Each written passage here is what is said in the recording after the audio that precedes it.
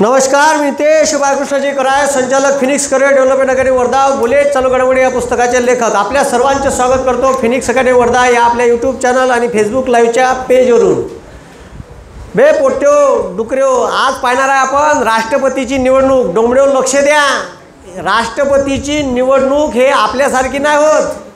जसे आपले खासदार आमदाराचे इलेक्शन होते, तुम्हाला राष्ट्रपतीच्या निवडणुकीत भाग घेण्याचा अधिकार नाही. मग सर कोण घेते जी भाग? आम्हाला नाही मतदान करता येईल का? जाजून तिथं डोंबड्या मतदान करायला. कोणालाही चिल्लर चाल्लर माणसाले राष्ट्रपतीच्या निवडणुकीत उभं राहता येत नाही, हे पहिले समजून घ्या. नाही तर कोणी उठसूट राष्ट्रपतीची निवडणूक, जशी काय तो आमदार खासदाराची निवडणूक लढून राहिला, ग्रामपंचायतीची निवडणूक नाही होय. भारताचे राष्ट्रपती हे भारताच्या घटनेचे प्रमुख असतात, घटनात्मक प्रमुख आहे. ठीक आहे, भारताचा सर्वोच्च नागरिक आहे, भारताचा प्रथम नागरिक आहे, तिन्ही सेनादलाचा प्रमुख आहे. भारताचे सर्वोच्च उच्च न्यायालयाच्या न्यायाधीशाची नेमणूक भारताचे राष्ट्रपती करते. सर्व केंद्रातल्या आयोगाच्या सदस्याची नेमणूक भारताचे राष्ट्रपती करते. भलाही ते पंतप्रधान मंत्रिमंडळाच्या सल्ल्याने करत असो. रिझर्व्ह बँकेचे गव्हर्नर आणि इतर, ठीक आहे, इतर सदस्य, गव्हर्नर बँक, ठीक आहे, रिझर्व्ह बँक ऑफ इंडियाचे इतर सदस्य आणि गव्हर्नर, ठीक आहे, रिझर्व्ह बँकेचा गव्हर्नर, त्याच्यानंतर निवडणूक आयोगाचे, ठीक आहे, निवडणूक आयोगाचे मुख्य निवडणूक आयुक्त आणि त्याले 2 सहाय्यक आयुक्त, त्याच्यानंतर controller and auditor general of India, सर्व राज्याचे राज्यपाल, तिन्ही सेनादलाचे प्रमुख, या सर्वांच्या नियुक्त्या भारताचे राष्ट्रपती करतात. ठीक आहे, मग भारताचं राष्ट्रपतीचं पद हे सर्वात मोठं आहे. म्हणून भारताच्या राष्ट्रपतीले इंग्रजाचा जो व्हाईसरॉय राहत होता, ठीक आहे, हे जे घर आहे हे इंग्रजाच्या व्हाईसरॉयचं घर होय. आता याला राष्ट्रपती भवन म्हणते. 350 खोल्याचं राष्ट्रपती भवन आहे. आता सध्या राष्ट्रपतीची निवडणूक, आपण टॉपिक घ्यायची आणि भारतात राष्ट्रपतीची निवडणूक घ्यायची. तर सध्याचे राष्ट्रपतीच्या निवडणुकीसाठी उभे आहेत द्रौपदी मुर्मू. ठीक आहे, एनडीएकडून आहे, नॅशनल डेमोक्रॅटिक अलायन्स. बीजेपी आणि बीजेपीचे मित्र पक्ष म्हणजे एनडीए, नॅशनल डेमोक्रॅटिक अलायन्स. आणि एक आहे यूपीए, काँग्रेस आणि काँग्रेसचे मित्र पक्ष, त्याला म्हणते युनायटेड प्रोग्रेसिव्ह अलायन्स. यूपीएचा लॉंग फॉर्म काय डोंबड्या? United progressive alliance. ठीक आहे, याच्याकडून उभे ठेवले आहे यशवंत सिन्हा. का ठेवले आहे? यशवंत सिन्हा. 18 तारखेला निवडणूक आहे राष्ट्रपतीची, 18 जुलै 2022 आणि 21 रिझल्ट आहे. 21 काय रिझल्ट आहे? तर 18 तारखेला इलेक्शन ठेवलं आहे. तर बऱ्याचशा लोकांच्या मनात उत्सुकता आहे का राष्ट्रपतीच्या निवडणुकीची पात्रता काय? मले गेले राहता येईल का उभं? चोट्या तुले अजिबात राहता येत नाही, कारण तुले उभं राहायचं आहे तर 50 खासदाराच्या सह्या पाहिजे. मी उभं राहायचं आहे ही इंटिमेशन द्यावं लागते इलेक्शन कमिशन ऑफ इंडियाले. तर त्या मागं घरचं पुत्र नाही आहेत, हे वावरात न्यायचं असेल तर तुकडे टाकू न्यावं लागते. हे दवडीतल्या 2 पोया घ्यावं लागते आणि असं करत न्यावं लागते. इथं 50 आमदार उभे राहिले पाहिजे, खासदार उभे राहिले पाहिजे, आमदार नाही. का म्हणून राहिलो? खासदार. तर लक्ष द्या, राष्ट्रपतीच्या निवडणुकीत कोण भाग घेते? आता ह्या ज्या द्रौपदी मुर्मू आहे ह्या, ठीक आहे, बीजेपीकडून राज्यपाल आहे. ठीक आहे, राज्यपाल होत्या. ठीक आहे, आता यायले राष्ट्रपती, ठीक आहे, रामनाथ कोविंदसुद्धा बीजेपीकडून हे शिकण्यासारखं आहे. काँग्रेसनं शिकाव आणि थोडीशी सद्बुद्धी देऊ आमच्या राहुल बापूले. ठीक आहे, का यायनं घराणेशाही राबवून ठेवली, यायनं घराणेशाही तोडली, थोड्याफार प्रमाणात यायनं तरी बंद केली आहे आणि त्याच्यावर पाबंद आणली आहे. यायनं पहिल्या वेळेस, ठीक आहे, SC कॅटेगरीचा राष्ट्रपती बनवला. लोकांच्या मनात एक चांगली सद्भावना निर्माण झाली का SC कॅटेगरीचा राष्ट्रपती बनला. आता ST कॅटेगरीच्या आणल्या. का आणल्या? द्रौपदी मुर्मू. ठीक आहे, म्हणजे यायनं भलाही पंतप्रधान पद नाही दिलं, ठीक आहे, SC STच्या माणसाले, पण राष्ट्रपती सर्वोच्च, भारताच्या सर्वोच्च पदी बसवलं. हे स्ट्रॅटर्जी याच्याकडून शिकण्यासारखी आहे. का यायनं, ठीक आहे, ST कॅन्डिडेट उभा केला. आणि आता जर पंतप्रधान म्हणते तर सहसा का असते का ज्याचं केंद्रात सरकार, तो आपल्या मताचा राष्ट्रपती, ठीक आहे, नेमून आणू शकते, निवडून आणू शकते. कारण त्याचं जर लोकसभेत बहुमत आहे आणि त्याचं काही राज्यात बहुमत आहे, तर काही मित्र पक्ष राहते त्याला सपोर्टिव्ह, तर त्याला सांगते का आमच्या कॅन्डिडेटले मतदान करजा. आता प्रेसिडेन्शियल इलेक्शन जे आहे भारतातलं, तर इथं तुम्हाला डायरेक्ट मतदान नाही करता येत. तुम्ही भारताच्या पंतप्रधानाला सुद्धा डायरेक्ट मतदान करू शकत नाही. तुम्ही नरेंद्र मोदीला मतदान केलं का? नाही. तुम्ही खासदार निवडून दिला. भारतातली लोकशाही पद्धत अशी आहे का तुम्ही मेंबर निवडून देता, त्याच्यातला अध्यक्ष बनते, बरोबर आहे. आता बीजेपीचं सरकार आलं, यायनं सरपंच डायरेक्ट आणला आणि नगराध्यक्ष का आणला डायरेक्ट. हे अध्यक्षीय पद्धत झाली. का झाली? अध्यक्ष डायरेक्ट नगराध्यक्षाला सगळे लोक वोटिंग करे, बरोबर आहे. मग आता याचे घोटाळे बी लक्षात येऊन राहिले, हे पयाले उठून, ठीक आहे 39 अबे पयाले ना, ज्याच्या बाजूनं जास्त त्याचा मुख्यमंत्री, ज्याच्या बाजून ज्याचा त्याचा पंतप्रधान. आता केंद्रात मोदी साहेबांची सत्ता आहे, बीजेपीची सत्ता आहे, तर बीजेपीनं द्रौपदी मुर्मू यायले अध्यक्ष म्हणजे भारताचं अध्यक्ष म्हणजे भारताचं राष्ट्रपती बनवायचं ठरवलं. यशवंत सिन्हा ठीक आहे UPAकडून कॅन्डिडेट आहे, काँग्रेस प्लस त्याचे मित्रपक्ष, हे BJP प्लस आणि दोनच प्रमुख पक्ष आहे भारतात, ह्या दोघांपैकीच भारताचा राष्ट्रपती बनन. पण ठीक आहे यायचं लोकसभेत आणि राज्यसभेत आता प्रचंड बहुमत आहे यायले, आणि बऱ्याचशा राज्यात यायची सत्ता आहे. कोणाची? BJPची. थोडेफार मतदान यायले कमी जाईल, ठीक आहे, त्याच्यामुळे जे आता कमी जाईल तर मग यायच्या सोबती आहेच. मग आता YSR काँग्रेस, ठीक आहे, तर YSRची सत्ता आहे आंध्र प्रदेशात, तर तो यायच्याच फेवरचा आहे. मग जे जे यायच्या फेवरचे लोक आहे, जिथं जिथं यायच्या फेवरचे मुख्यमंत्री आहे, का यायचे जरी नसेल BJPचे पण यायच्या फेवरचे आहे, तर त्याच्या आमदाराला मतदान करायला लावून. आता शिवसेना यायच्या गटात गेली, हे यायच्या बाजूत झाली. आता राष्ट्रपतीच्या निवडणुकीत महाविकास आघाडीत असते तर शिवसेनेला यायले मतदान करायला लावलं असतं, ठीक आहे. आता ते इकडं पलटल्यामुळे यायले मतदान करायला लावून. म्हणजे कोण्या हालतीत, ठीक आहे, NDAचा जो कॅन्डिडेट आहे तो राष्ट्रपती पदावर बसू शकते. आणि जेव्हा मनमोहन सिंगचं सरकार होतं तेव्हा त्यानं आपला कॅन्डिडेट आणला, ठीक आहे, कोण? मुखर्जी साहेब. अबे मुखर्जी आणले ना, हां, मग ते झाले. त्याच्या अगोदर प्रतिभाताई पाटील. म्हणजे ज्याचं सरकार केंद्रात त्याचा जवळपास तो ठरवते, कारण त्याच्या मनानं ऐकलं पाहिजे. कारण पंतप्रधान व मंत्रिमंडळाचा सल्ला राष्ट्रपतीवर काय बंधनकारक आहे, ऐकाच लागते. नाही, पंतप्रधान व मंत्रिमंडळाचा सल्ला इंदिरा गांधीनं तर वापस बी पाठवताना येत म्हणे, ऐकाच लागन. ते बरं झालं का मोरारजी देसाई सरकारनं तिनं आणीबाणी काढल्यावर 44व्या घटना दुरुस्तीनं तो अधिकार का घेतला, थोडासा कमी केला, काढला नाही, कमी केला फक्त. कारण तिथं पंतप्रधानाचा फायदा होता ना, जिथं फायदा होता तिथचे अधिकार नाही काढले जास्त आणीबाणीच्या काळानंतर. तर पंतप्रधान व मंत्रिमंडळानं भारताच्या राष्ट्रपतीला दिलेला सल्ला भारताच्या राष्ट्रपतीला 1 वेळा परत करता येते. किती वेळा? 1 वेळा. त्याच्यावर तर परत करता येत नाही. जर यानं जशान तसा ठराव त्याच्या उरावर वापस पाठवला तर मग मंजुरी द्यास लागते. म्हणून भारताच्या राष्ट्रपतीचं पद जरी मोठं आहे पण सांगकामे दिवाणजीसारखं आहे थोडंसं. म्हणजे आलेला अध्यादेश, आलेला कायदा गुपचाप सही करायला लागते, नाही तर 1 वेळा वापस पाठवता येते. पुन्हा वापस पाठवून त्याच्याकडे आला तर मग याच्यापाशी एक ओटो पॉवर आहे. तो ओटो पॉवर म्हणते का नाहीच जमत असं तुला नाही पटत तर बाजूला काढून ठेव, तूही सही नको करू, समोरचा आल्याला पाच बसन. समजलं का? दॅट इज कॉल्ड ओटो पॉवर. म्हणून एखाद्याला फाशीची सजेचा जर अर्ज आला तर तो कितीतरी दिवस पेंडिंग राहते, कारण त्याला माहीत आहे म्या सही केली का याला फासावर लटकवणार आहे. राष्ट्रपती सही झाली का 8 दिवसात फासावर लटकावं लागते. समजलं का? म्हणून राष्ट्रपती बऱ्याच वेळा राष्ट्रपती फाशीच्या याच्यावर सही करत नाही. इंदिरा गांधीच्या ठीक आहे जे फाईल होती राजीव गांधीच्या मारेकऱ्याची फाईल, तर 6 लोकांना एका दवाने फाशी झाली असती. किती लोकांना? फक्त 1 सही घोटाचं काम होतं, पण कोणच सही नाही घोटली, कारण 1 सही घोटली तर 6 जणाले फाशी. तर म्हणून बरेचसे राष्ट्रपती फाशीच्या सहीवर सही नाही करत, कारण एवढं मोठं पाप कोण लावून घेईन बा. ठीक आहे, एका सहीत फाशी होते भाऊ. आणि कोणालाही फाशी झाली तर एक अंतिम माणूस आहे भारतात का जो फाशीची सजा पूर्णतः कमी करू शकते, जन्मठेपेपर्यंत कमी करू शकते किंवा अंशतः कमी करू शकते. डायरेक्ट फाशी सजा माफ बी करू शकते, म्हणलं सोडून द्यायचे आदेश देऊ शकते भारताचे राष्ट्रपती. फाशीची सजा जन्मठेपेपर्यंत कमी करू शकते किंवा फाशी सजा 10 वर्ष भोग नाही आले मग सोडून द्या, असं बी भारताचे राष्ट्रपती करू शकते. समजलं का? तर हे अधिकार भारताच्या राष्ट्रपतीला आहे. म्हणून सर्वोच्च पद आहे, दुसरा कोणी माणूस नाही. इवन लष्करी कायद्यानुसार सुद्धा लष्करात आहे आणि तुम्ही आतंकवाद्याच्या बाजूनं काम केलं आणि तुम्ही सापडले आणि तुम्हाला समजा फाशी सजा दिली देशद्रोहाच्या आरोपाखाली, तरीसुद्धा तुम्हाला एकच माणूस माफ करू शकते, तो म्हणजे भारताचा राष्ट्रपती. म्हणून राष्ट्रपती पद हे लय मोठं आहे भारतात, काही साधं काम नाही. म्हणून राष्ट्रपती पदाची गरिमा कायम असली पाहिजे. राष्ट्रपती पदाच्या राष्ट्रपतीच्या गाडीला नंबर नसते. एकमेव माणूस आहे का ज्याच्या गाडीला नंबर राहत नाही. ठीक आहे, कोण? हां, भारताचा राष्ट्रपती हा एकमेव माणूस आहे का ज्याच्या गाडीला नंबर नाही राहत. पंतप्रधानाच्या राहील पण राष्ट्रपतीच्या गाडीला नंबर नाही राहत. विदाऊट नंबर प्लेट राहते. ठीक आहे, कोणाची गाडी? राष्ट्रपतीची. ठीक आहे, हां, फक्त राजमुद्रा राहते समोर. का राहते? मोठी राजमुद्रा राहते. ब्लॅक कलरची गाडी आहे, तिच्यावर राजमुद्रा आहे, बाकी बंदा ताफा. ठीक आहे, तर म्हणून राष्ट्रपती पद मोठा आहे. पण राष्ट्रपती पदाच्या निवडणुकीत सर कोण भाग घेते या सर्वात महत्त्वाचा प्रश्न आहे. राष्ट्रपती पदाच्या निवडणुकीचे भाग घेतात त्याला निर्वाचन मंडळ म्हणते. काय म्हणते? हा, निर्वाचन मंडळ म्हणते.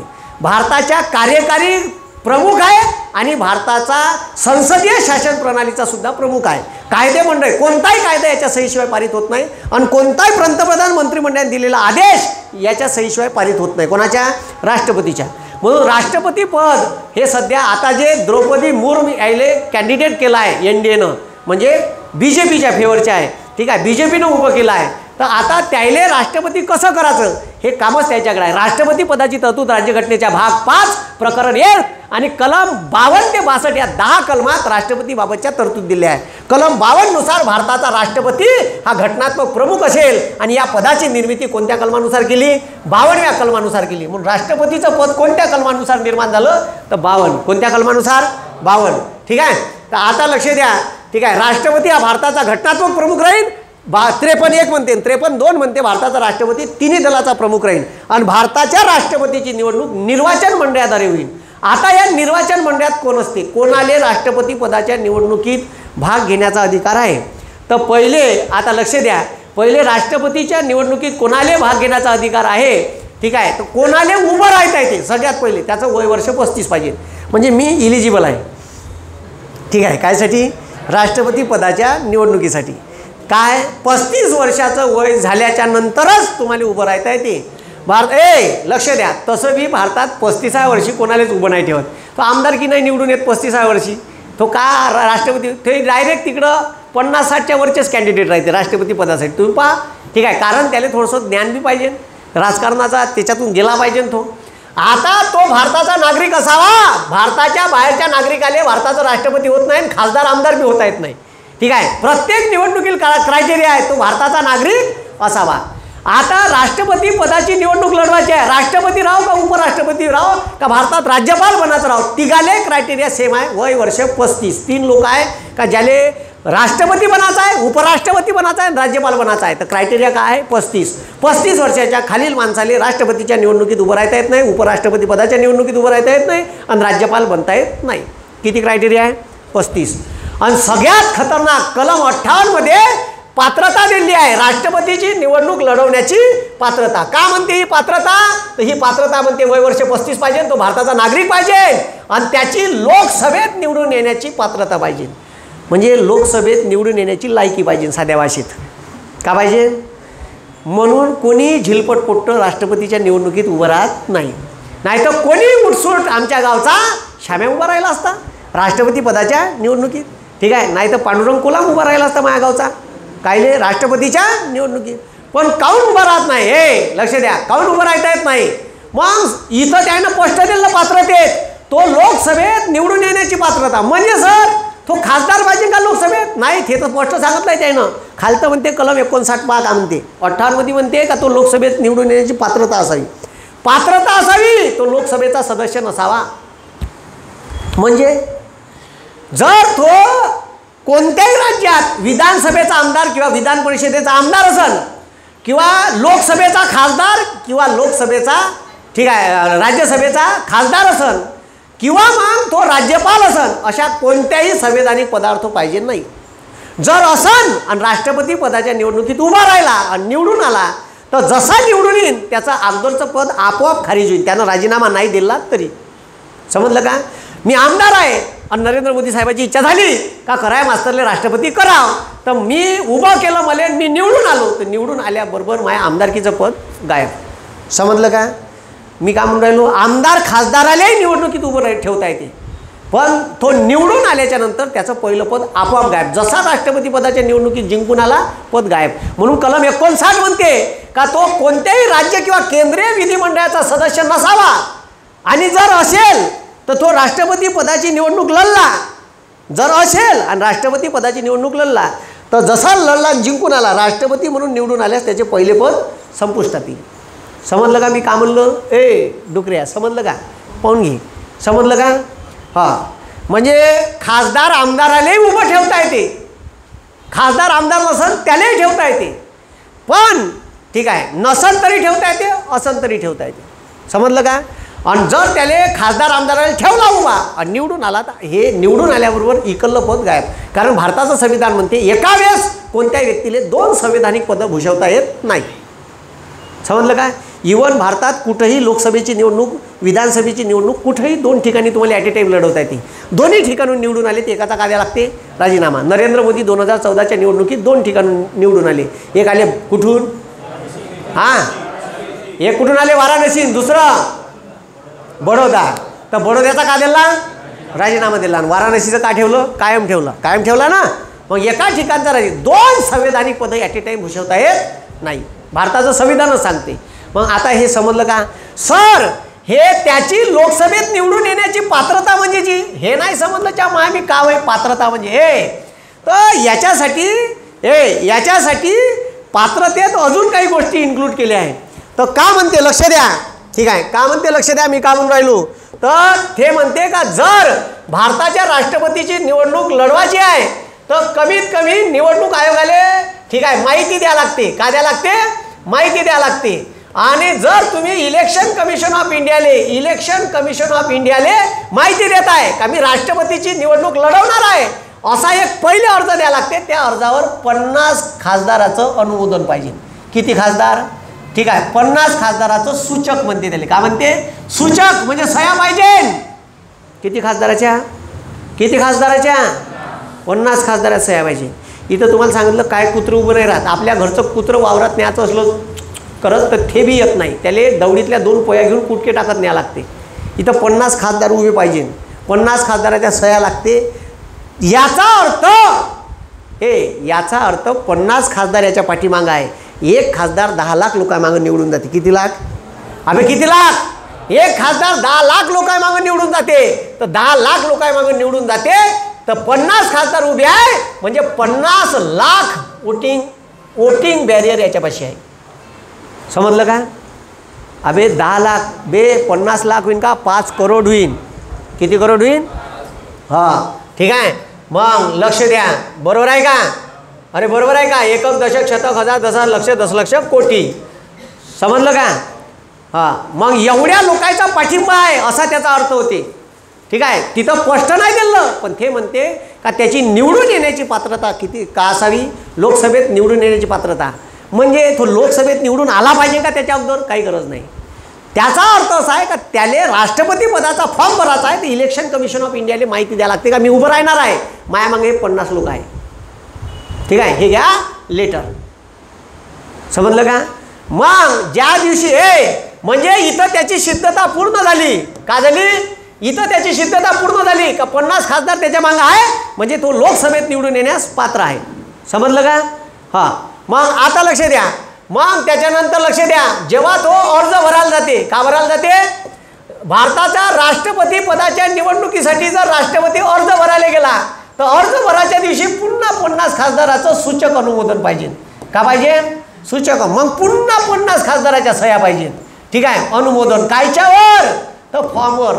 आणि भारतातली कोणती निवडणूक स्वतःहून लढता येत नाही. डायरेक्ट गेलो मला लढायचे आहे, खड्ड्यात गेलो कामदा मला लढायचे आहे म्हणजे लढा या फॉर्म घ्या माया.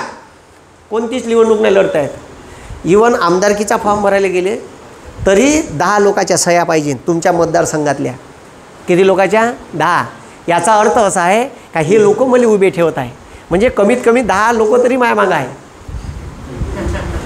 मी पदवीधरले उभं राहिलं तर पदवीधर मतदारसंघात नावं असलेल्या 10 लोकांचं तहसीलदारानं ठीक आहे तहसीलदारानं अटेस्टेड करून दिलेले हे 10 लोक आहे. ठीक आहे, याचं मतदार यादीत नाव आहे आणि हे कराय गुरुजीच्या मागे उभे आहे आणि हे कराय गुरुजीला उभे ठेवून राहिले असा त्याचा अर्थ होते. स्वतःहून उभं राहता येत नाही. ग्रामपंचायतीला सुद्धा राहता येत नाही. गावातल्या लोकांचं अनुमोदन पाहिजे. समजलं का? मग त्या मग काय कुत्र नाही. तू स्वतः उभा राहून राहिला चोट्या एक मत बी नाही पटणार. बायको बी देते का नाही याची गॅरंटी नाही. ठीक आहे. आता एका पुण्यात निवडणूक झाली मागं महानगरपालिकेची. एका माणसाले 0 मत पडलं का? किती मत? 0. अरे बा कमीत कमी त्याचं तर पडलं असेल त्याले. अबे म्हणजे इतकं खतरनाक वाईट काम. ठीक आहे, का म्हणते त्याचं सुद्धा मतदान त्याले नसेल पडलं का? अरे पडायला पाहिजे ना. ठीक आहे, 0 बायकोन नाही दिलं असेल. एक वेळा बायकोवर विश्वास टाकून नाही आपण का बायकोन नसेल दिलं बा बायकोन दुसऱ्याला दिलं असेल. ठीक आहे, पण त्याचं तर मत त्याले. अरे मग आम्ही म्हणले खूपच झालं. ठीक आहे, EVM. मग आता लक्ष द्या. पण राष्ट्रपतीची निवडणूक बॅलेट पेपरवर होते. ठीक आहे, EVMवर होत नाही. कायच्यावर होते? बॅलेट. कारण प्रिफरन्शियल पद्धतीत ठीक आहे EVM मशीन उपलब्ध नाही. राष्ट्रपतीची निवडणूक ही प्रिफरन्शियल आहे. काय प्रिफरन्शियल म्हणजे प्रिफरन्स द्या लागते. तुम्ही जेवढे कॅन्डिडेट उभे आहे तेवढ्याले मतदान करू शकता. का म्हटलं? तुम्ही जेवढे कॅन्डिडेट उभे आहे तेवढ्याले मतदान करू शकता. हे समजलं का तुम्हाला? हां, ते कसं आहे तर ते आपण नेक्स्ट लेक्चरले पाहूच. आता इथं लक्ष द्या. ठीक आहे, इथं लक्ष द्या. मग आता भारतात 50 खासदाराचं सूचक अनुमोदन पाहिजे. किती खासदाराचं? 50. म्हणजे इलेक्शन कमिशन ऑफ इंडियाला माहिती द्या लागते का मी राष्ट्रपती पदाच्या निवडणुकीला उभं राहणार आहे. हे 50 लोकांचे 50 खासदार मायामागं उभे आहे. समजलं का? आणि जेव्हा फॉर्म भरायला जाते तर फॉर्म भरायला शक्ती प्रदर्शन करत असते. शक्ती प्रदर्शन म्हणजे मग ठीक आहे आपले सगळे खासदार चलो इलेक्शन कमिशन ऑफ इंडिया. मग फॉर्म भरते. मग पंतप्रधान राहते, सर्व कॅबिनेट राहते, यायचे मुख्यमंत्री, मंत्रिमंडळ सर्व जवळपास ठीक आहे जेवढे चांगले 400-500 लोक बोलावते. मग फॉर्म भरते. हां, आमची एवढी आहे ठीक आहे, आम्ही आमचा राष्ट्रपती निवडून आणणार. मग का काही लोक हे बी आमदारकी खासदारकीचा फॉर्म भरते तेव्हा शक्ती प्रदर्शन करते. फॉर्म भरायच्या दिवशी ठीक आहे जिप्सीत बसून हाय ठीक आहे बस तसंच शक्ती प्रदर्शन तिथं बी करते थोडंफार. मग आता लक्ष द्या. आता लक्ष द्या. मग इलेक्शन कमिशन ऑफ इंडियात फॉर्म ठीक आहे मी अर्ज करणार आहे म्हणून माहिती द्यावी लागते. तेव्हा 50 खासदाराच्या सह्या पाहिजे आणि अर्ज करायच्या दिवशी 50 खासदाराचं सूचक अनुमोदन पाहिजे. आणि जर मी राष्ट्रपती पदाची निवडणूक लढवत आहे ठीक आहे मी राष्ट्रपती पदाची निवडणूक लढवत आहे तर 15,000 रुपयाचा लक्ष द्या 15,000 रुपयाचा डिमांड ड्राफ्ट हा RBIकडं जमा करावा लागते. Reserve bank of India. ठीक आहे, हे एकमेव निवडणूक आहे राष्ट्रपतीची उपराष्ट्रपतीची का जिथं उभं राहण्यासाठी रिझर्व्ह बँकेत डायरेक्ट पैसे जमा करावे लागते. बाकी स्टेट बँक ऑफ इंडिया आहे. ठीक आहे, इलेक्शन कमिशन ऑफ इंडिया आमदार खासदारीले आणि हे याले म्हणते अमानत रक्कम. का म्हणते? अमानत रक्कम. आता किती चिल्लर आहे राष्ट्रपती पदाच्या निवडणुकीसाठी अमानत रक्कम? 15,000 कोणी भरू शकते या काय. पण कोणी उभं राहू शकलं पाहिजे म्हणून एवढी कमी आहे. पहिले तर 2,500च होती. किती होती? 2,500. आता हे किती गेली? 15,000. किती गेली? हां, तर आता जो माणूस राष्ट्रपती पदाची निवडणूक लढवण ठीक आहे त्याला जर राष्ट्रपती पदाची निवडणूक लढवायची आहे तर त्या फॉर्मले 15,000 रुपयाची अमानत रक्कम RBIकडे जमा केली आहे. ठीक आहे, हे याचं ते एक रिसिप्ट देते 15,000 डिमांड ड्राफ्ट भरल्याचं. ठीक आहे, कॅश भरा त्याचं एक लेटर देते, नाही तर मग DD भरला तर त्याचं एक लेटर भेटते. हे लेटर त्या फॉर्मले जोडा लागते. समजलं का? आणि मग राष्ट्रपती पदाच्या निवडणुकीत फॉर्म भरता येते. फॉर्ममध्ये काही चुका नाही पाहिजे. एक जरी एरर असली अबे इतर ग्रामपंचायतच्या फॉर्ममध्ये एक जरी एरर असली ना एकही ब्लॉक खाली सोडता येत नाही. एकही ब्लॉक रिकामा नाही. तिथे हो लिही नाही तर नाही लिही. ठीक आहे, समजलं का? माहिती खोटी आढळली डायरेक्ट कॅन्सल फॉर्म. मग काही करता येत नाही. समजलं का? म्हणून फॉर्म भरताना ठीक आहे डायरेक्ट एक जरी चुकी असेल तर डायरेक्ट फॉर्म कॅन्सल करते ती. म्हणून फॉर्ममध्ये जराशी चुकी पाहिजे नाही. म्हणून जे लोक शिकले सवरले आहे ते वकिलाकडून फॉर्म करून घेते. तो वकील बी तेवढा हुशार पाहिजे. मग ते जर अर्ध सर्किट असेल तर ते तुमचा प्रोग्राम केल्याशिवाय ठेवणार नाही. ठीक आहे, आता म्या पदवीधरचा फॉर्म भरला तर म्या काही कोणाला विचारलं नाही. ठीक आहे, आता अभि त्याच्यात का राहते त्याच्यात लिहा राहते हो नाही तर नाही. तुमच्यावर केसेस आहे का असं तर हो लिहि हो म्हणलं का मग कुठं आहे कोणत्या न्यायालयात चालू आहे कोणत्या केसेस आहे कोणत्या पोलीस स्टेशनला केस दर्ज झाली होती बॉम्ब लिहा लागते पुरा. काही लोकांचा तर एवढा फॉर्मच होते का ज्याच्यावर 50-60 केसेस आहे. कोणत्या न्यायालयात चालू आहे का झालं त्याचा निकाल लागला का. ठीक आहे, म्हणून भारताच्या राष्ट्रपती पदाची निवडणूक लढवायची आहे तर RBIकडे 15,000 जमा ठेवावे लागते. जर हे लक्ष द्या रे हे पैसे जर हारलो तर वापस भेटते का? पुन्हा प्रश्न आला. हे पैसे हारलो तर वापस भेटते का? तर हे पैसे हारलो तर वापस भेटते पण केव्हा? ठीक आहे, आणि वापस भेटत केव्हा नाही. तर लक्ष द्या जर तुम्हाला लक्ष द्या एकूण मत राष्ट्रपतीच्या निवडणुकीत किती म्हटलं? जर एकूण राष्ट्रपती निवडणुकीच्या एकूण मताच्या 1/6 मते जर तुम्हाला पडले नाही जिंकून येणाऱ्याच्या नाही. काय म्हटलं? एकूण मतदानाच्या 1/6 मते तुम्हाला पडले नाही तर तुमची पडले नाही. ठीक आहे, पडले नाही 1/6 एकूण मताच्या 1/6 मते पडले नाही तर अमानत रक्कम जमा होते. तर अमानत रक्कम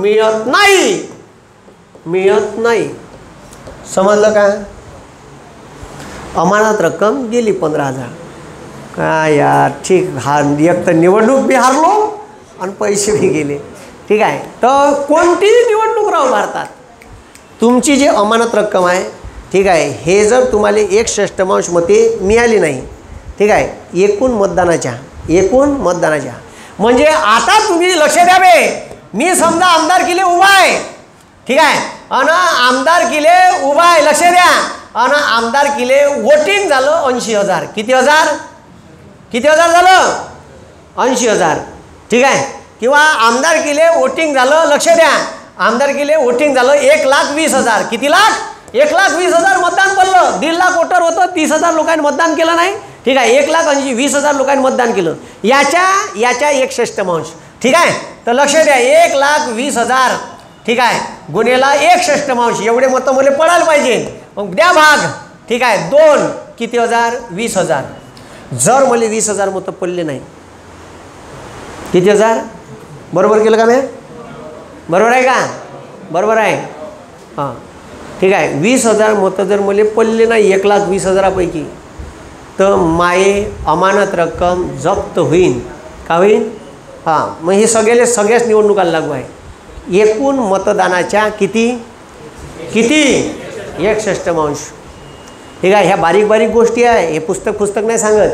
ठीक आहे. हे डायरेक्ट असं डोक्यात घुसलं पाहिजे तुमच्या. कोणतीही निवडणूक याच्यानंतर लक्षात ठेवा. ग्रामपंचायत लढवा, पंचायत समिती लढवा, जिल्हा परिषद लढवा, नगरपालिका, महानगरपालिका, आमदारकी, खासदारकी, 1/6 मते एकूण मतदानाच्या पडले नाही, ते पैसे जप्त. समजलं का हे? अबे समजलं का? हां, आता हे लक्षात ठेव जा. राष्ट्रपती पदाच्या निवडणुकीसाठी हा मेन क्रायटेरिया आहे. त्याच्यानंतर कोणत्याही न्यायालयाने एखाद्या राष्ट्रपतीला, काय म्हटलं, कोणत्याही न्यायालयाने एखाद्या व्यक्तीला 2 वर्षापेक्षा जास्त सजा एखाद्या खटल्यात दिली असेल, एखाद्या गुन्ह्यात दिली असेल, तर त्याले निवडणूक लढता येत नाही. त्यानं सजा बघून आल्याच्या नंतर 6 वर्ष निवडणूक लढवता येणार नाही. किती वर्ष? म्हणजे मला एखाद्या न्यायालयानं सजा दिली, ठीक आहे, एखाद्या गुन्ह्याखातीर किती वर्षाची? 2 वर्षाची. तर मी अपात्र आहे निवडणूक लढवण्यास. आणि मी जेलमध्ये गेलो आणि सुटून आलो तरी मला लगेच निवडणूक लढवता येत नाही. किती?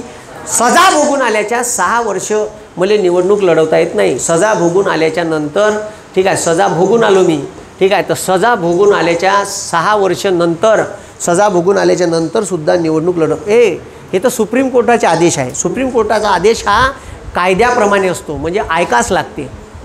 समजलं का? मी का म्हणून राहिलो, समजून राहिलं का? तर म्हणून, ठीक आहे, कोणताही व्यक्ती सजा झाली त्याला तर उभं राहता येत नाही. त्यानं टॅक्स बिक्स सर्व पेड केलेले असावे. ठीक आहे.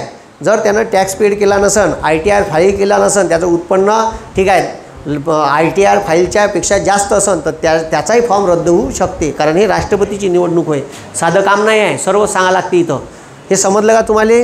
हो. का सांगितलं? पात्रता, तो भारताचा नागरिक असावा. वय वर्ष? हां, ठीक आहे. तो लोकसभेत, राज्यसभेत नाही, संसदेत नाही, डुकरे हो. परीक्षेत प्रश्न विचारते, भारताच्या राष्ट्रपती पदाची निवडणूक लढवण्यासाठी तो कोणत्या सभागृहातून निवडून येण्याची त्याची पात्रता असावी? लोकसभा लिहायचं, राज्यसभा लिहायचं, संसद बी लिहायचं नाही, संसद बी नाही, लोकसभाच पाहिजे फक्त. का पाहिजे? हां, उपराष्ट्रपती पदाच्या निवडणुकीत राज्यसभेतून निवडून येण्याची पात्रता असावी. समजलं का? सागर तिकडे लक्ष दे. ठीक आहे. मग का म्हटलं? तो भारताचा नागरिक पाहिजे. वय वर्ष किती? लोकायले 35 पाहिजे. 3 लोक, राज्यपाल, उपराष्ट्रपती, राष्ट्रपती. समजलं का? या 3 माणसाले निवडणूक राज्यपालाला लढवायचं काम नाही. ठीक आहे. या 2 लोकांना निवडणूक लढवासाठी वय वर्ष किती पाहिजे? 35. राष्ट्रपती डायरेक्ट नेमते, राज्यपाल डायरेक्ट नेमते. ठीक आहे. तर आता लक्ष द्या. मग आता, ठीक आहे, आणि कोणत्याही न्यायालयाने, ठीक आहे, त्याला 2 वर्षापेक्षा जास्त सजा दिलेली नसावी. सजा भोगल्यानंतर 6 वर्ष उभं राहता येत नाही. 2 पेक्षा जास्त लेकरं नसावे. ठीक आहे. लहान कुटुंब अधिनियम ते महाराष्ट्रासाठी आहे. तर तो कोणत्याही राज्य व केंद्रीय विधिमंडळाचा सदस्य नसावा आणि असेल तर राष्ट्रपती निवडून आल्यास त्याचे पद कायम संपुष्टात येईल. कायम अबे कायम हां संपुष्टात येईल त्याचे पद. ठीक आहे, इथपर्यंत समजलं. हां, आता त्याच्यानंतर आहे राष्ट्रपतीच्या निवडणुकीत कोण कोण सहभागी होते. ठीक आहे, राष्ट्रपतीच्या निवडणुकीत कोण सहभागी होते आणि कोण सहभागी होत नाही ते आपण उद्या पाहू.